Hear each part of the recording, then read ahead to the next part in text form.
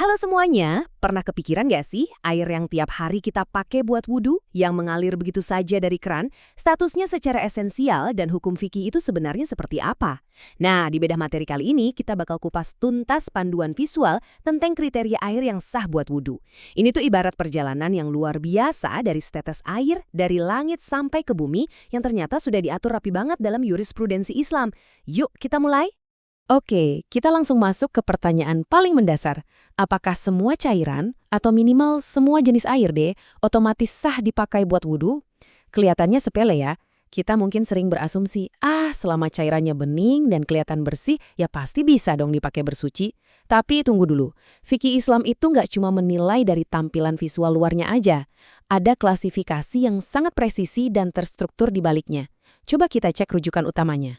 Biar pembahasan kita benar-benar akurat, kita merujuk pada literatur otoritatif. Salah satunya, karya Ustadz Isnan Ansori, Media Bersuci, Air dan Tanah, plus rujukan fikih wudhu dari mazhab Syafi'i. Di sumber-sumber ini dijelaskan dengan sangat runut kalau air memang media paling dominan untuk bersuci. Tapi ingat, khusus untuk wudhu, airnya wajib masuk ke dalam satu kategori utama ini.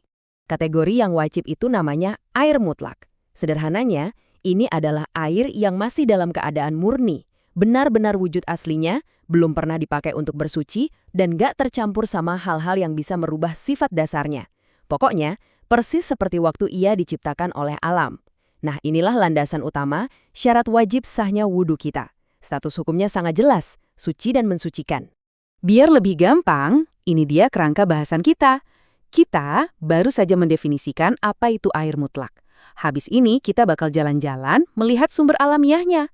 Mulai dari kategori 1 yaitu air langit, kemudian kategori 2 yaitu air laut, terus berlanjut ke kategori 3 air bumi. Dan pastinya nanti kita tutup dengan kesimpulan serta sedikit refleksi. Oke, kita masuk ke kategori pertama, air langit. Coba deh bayangkan air murni yang turun langsung dari atmosfer di atas kita. Air dari langit ini sebenarnya dibagi lagi jadi 3 bentuk utama, yaitu hujan, salju, dan embun. Kalian mungkin mikir, loh emangnya salju dan embun itu dihitung sah? Jawabannya iya, betul banget. Walaupun salju itu wujudnya kristal beku, atau embun itu cuma kondensasi tipis di atas daun pas pagi-pagi, secara hukum fikih, status kemurnian mereka itu sama persis dengan air hujan yang mengalir deras. Konsep ini tergambar dengan sangat indah di Al-Quran, tepatnya di surah Al-Anfal ayat 11. Allah berfirman yang artinya, dan Allah menurunkan kepadamu hujan dari langit untuk mensucikan kamu dengan hujan itu. Ini dalil pendukung yang kuat banget. Makanya para ulama sepakat, walaupun misalnya udara zaman sekarang terasa berpolusi, secara esensial fikih menetapkan kalau air hujan itu tetap berstatus suci dan pastinya mampu mensucikan.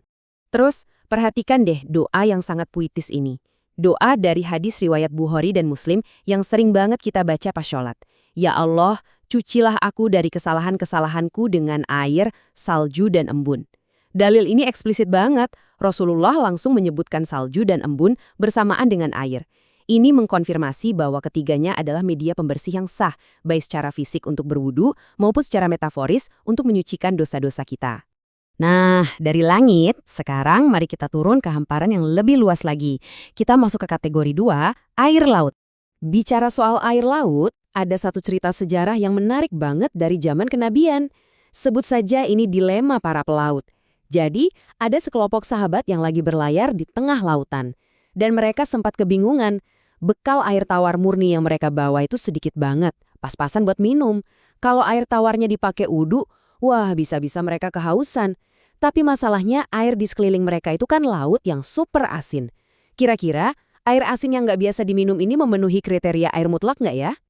Begitu mereka kembali ke daratan dan bertanya, Rasulullah memberikan jawaban yang sangat definitif. Beliau bersabda, laut itu suci airnya dan halal bangkainya. Hadis ini tuh jadi landasan yang sangat krusial dalam fikih. Artinya apa? Perubahan rasa pada air laut karena kandungan garam alaminya itu sama sekali nggak menghilangkan statusnya sebagai air mutlak.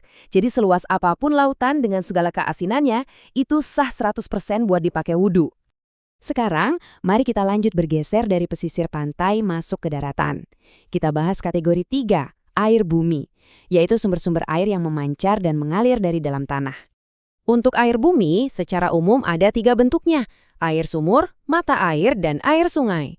Ketiganya ini sudah melewati proses penyaringan alami lewat bebatuan dan lapisan tanah.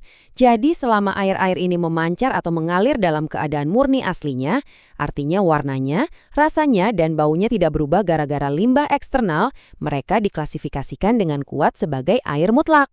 Supaya lebih kebayang gimana logika kemurnian air bumi ini bekerja, kita bisa lihat hadis tentang sumur Budaah di Madinah. Waktu itu, para sahabat sempat khawatir.